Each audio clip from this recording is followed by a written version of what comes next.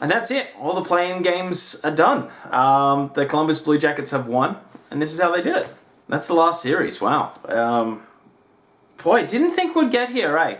Let's just take, before we run through this series and how Blue Jackets won, let's just take a little bit of stock here. NHL were able to pull this off. Still a long way to go, but at least they pulled this off, right? And yeah, next round starts on Tuesday, so so we're going to preview all of the series here. So look out for those videos. It's going to be a lot because I've got like 48 hours to do them all, but that's all right. Thankfully, I've done my research, so yeah.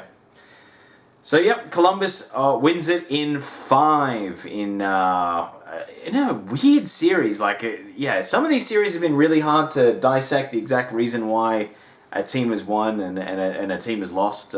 Usually you can more pinpoint why the team lost than why the team won, if that makes sense. It's usually that they exploited weaknesses. But yeah, this is a really weird series. I mean, you had 2 games. The first 2 games were polar opposites, where one team dominated and then another team responded by playing Columbus's game in Toronto and then but able to get the shutout win. Then you had 2 games where both teams were able to blow away a 3-goal lead, one in spectacular fashion in Game 4. And then you had this game where, it's just kind of the story of a little microcosm story of the series of just when the Leafs aren't on, boy, can they just not get that goal, and then they let in a weak goal. It just seemed to be that.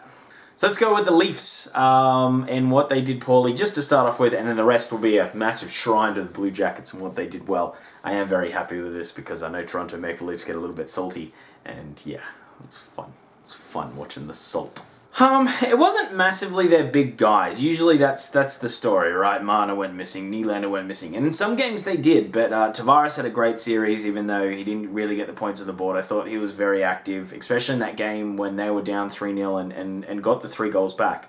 He was one of the players that was just everywhere. And you didn't see a lot of Marner, you didn't see a lot of Matthews, and Marner was missing game 1 as well. But the real problem was the defense. 3 points is all they amounted to offensively, which is not great. I mean, that really does hurt, especially when you're not getting much scoring from your bottom 6 and your bottom 6 forwards. You need more than 3 points. 2 goals in amongst that, but you just need a little bit more than that.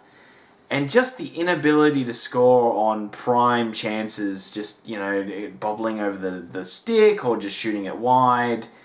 It just let Columbus off a few times. And they did. They let them off a few times. Game 3 was a game that they, should have won. But they just kind of put their foot off the gas today. They outplayed Columbus, but whenever Korpisalo made an amazing save, it wasn't responded to by Anderson. And that was the biggest thing, was their goaltending wasn't the greatest this series. Even though he had a .941 save percentage, he just didn't make the timely save, Anderson, and he didn't get that offensive help to bail him out when a goal went in. The second goal today, prime example. After that, Korpisalo makes an amazing save to keep it at 2-0. So, that was the biggest issue for this team. Defensively, they kept the shots down by the Blue Jackets, but the Blue Jackets were pretty happy to play that type of game, right? They were happy to play those gritty goals. It's just, they were really susceptible to that counterpunch. They were very slow in the transition again to get back on defense. Hull wasn't great this series. Those 2 goals that you could directly blame on him, especially in Game 4. But let's go with what the Blue Jackets did well. There were some massive moments, the Dubois hat-trick, and then him missing the empty net. Talk about being hero to villain very quickly. Korpisalo was fantastic. Outside of Game 3, which they'll be able to come back and Merzlikins did very well.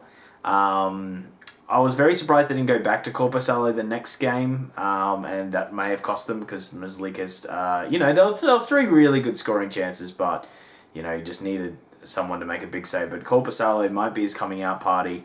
One, I wouldn't even say poorish game, just 3 goals. There were 3 pretty good scoring chances. Alright, enough about the goaltending, let's get to the defense. The defense, I mean, has a lot to do with the whole teams and the forwards playing a defensive system as well. But yeah, I mean, this defense seems to work well against high-octane offense. Look at the Lightning, look at the Leafs. They don't like having that center ice taken away from them for long periods of time. And it kind of means that when they do get a good chance at net, they're not generating enough of them. And it seems to just not go in. The goalie's not taxed because even though he's taking a lot of shots, there are a lot of perimeter shots. So with the good ones, he can come up big and make those big saves. And that's what they were able to do this entire series. They really were able to just stop the Leafs scoring 5-on-5. It was a real problem for the Leafs this whole series, scoring 5-on-5. So bear in mind that they didn't really score much of it because it was all goalie pulled and had the extra skater on. So in the last game, and then they got shut out this one, and then they got shut out in the first game as well. So 5-on-5 really struggled to score, and I think it was just those long periods of having the center ice taken away with them. Special teams become a bit of an issue for the Blue Jackets. They didn't register one power play goal, but on the plus side of that, pretty much all their goals were even strength. So 5-on-5, they well outplayed the Leafs and suckered the Leafs into playing their game, which is kind of what the Lightning did. So it'll be very interesting to see if they can do something similar against the Lightning. I mean, I don't see it happening twice, but I mean, you never know. And again, if they can sucker the Lightning in, if they win that first game and can sucker the Lightning in playing their style, they're going to win more games than the Lightning are going to win this series. I can't see another sweep. But yeah, they're looking good. They're looking good, the Blue Jackets. And just credit to this team overall. I mean, no one expected them with the injuries that they had, with the personnel at the start of the season. I thought they were going to fall off a cliff. I mean, their goalies were Kapasalo and some guy from Latvia. Like, I remember, you can go back to the podcast. I was laughing about it pretty much. I was just like they're not going to be any good. And, they made it to the playoffs. They've won a round now. I know, well, technically they're in the playoffs now, but they've done what they needed to do. They played well as a unit. They got their first hat trick with Dubois, so that's amazing in the playoffs. Just ticking off some things, the Blue Jackets, and it's really good to see. Anyway, guys, that is the whole video. If you did like this video, hit the like button. Otherwise, hit subscribe if you made it this far and like what you see. Otherwise, tomorrow we're doing a live stream of the NHL Draft, which is before I start work, so that's just going to be real fun. Going to need some coffee for that one. Anyway, thank you so much for watching. Have a great day. See you, and bye.